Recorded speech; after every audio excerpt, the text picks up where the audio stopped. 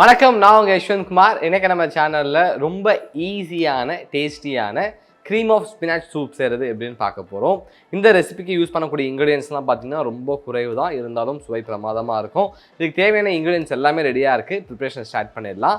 First இங்கே ஒரு பிளேட்டில் ஒரு கட்டு பாலக்கீரை வச்சுருக்கேன். இதை நம்ம ஹாட் பாய்லிங் வாட்டரில் போட்டு 20 to 30 செகண்ட்ஸ் பிளான்ச் பண்ணிக்கலாம். ஸோ இந்த மாதிரி பிளான்ச் பண்ணும்போது நம்ம சூப்புக்கு நல்ல ஒரு கலர் கிடைக்கும். அண்ட் அதேமாதிரி ஓவராக பிளான்ச் பண்ணிட்டீங்க அப்படின்னா கூட கீரையில் உள்ள கலர் போயிடும்.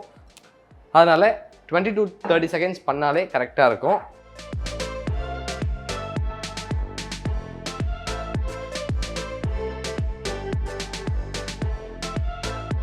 நம்ம கீரை இப்போ பிளான்ச் ஆகிடுச்சு. இதை தண்ணி இல்லாமல் எடுத்து ஒரு பிளேட்டில் மாற்றிடலாம்.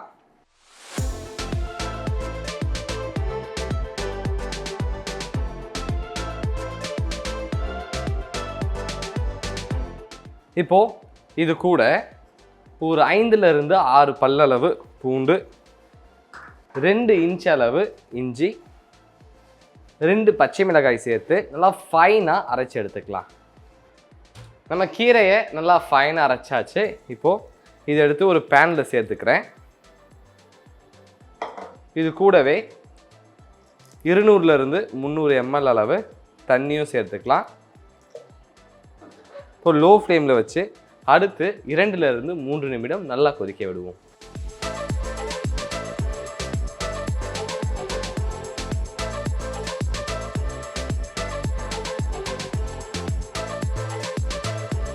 நம்ம கீரை நல்லா கொதிச்சிருச்சு. இந்த நேரத்தில் தேவையான அளவு உப்பு சேர்த்துக்கலாம். கூடவே 200 ml அளவு ஃப்ரெஷ் க்ரீம் சேர்த்து எல்லாமே ஒன்னோட நல்லா கம்பைன் ஆகிற அளவுக்கு இதை மிக்ஸ் பண்ணிப்போம். இதை இந்த மாதிரி நல்லா கிளறி விட்டதன் பிறகு ஸ்டவ் ஆஃப் பண்ணிடலாம். இப்போது இதை எடுத்து அழகாக ஒரு பவுலில் போர்ஷன் பண்ணிப்போம்.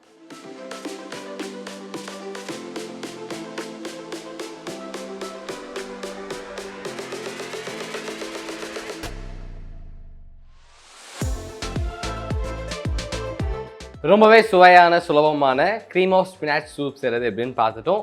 இந்த ரெசிபி உங்களுக்கு பிடிச்சிருக்கும் நம்புறேன். மறக்காமல் வீட்டை ட்ரை பண்ணி பார்த்துட்டு உங்களுடைய ஃபீட்பேக்கை கீழே கமெண்ட் பண்ணுங்கள். இதே மாதிரி இன்னொரு சூப்பர் ரெசிபியோடு உங்களை நான் சந்திக்கிறேன். Until then, bye from Yeshwanth.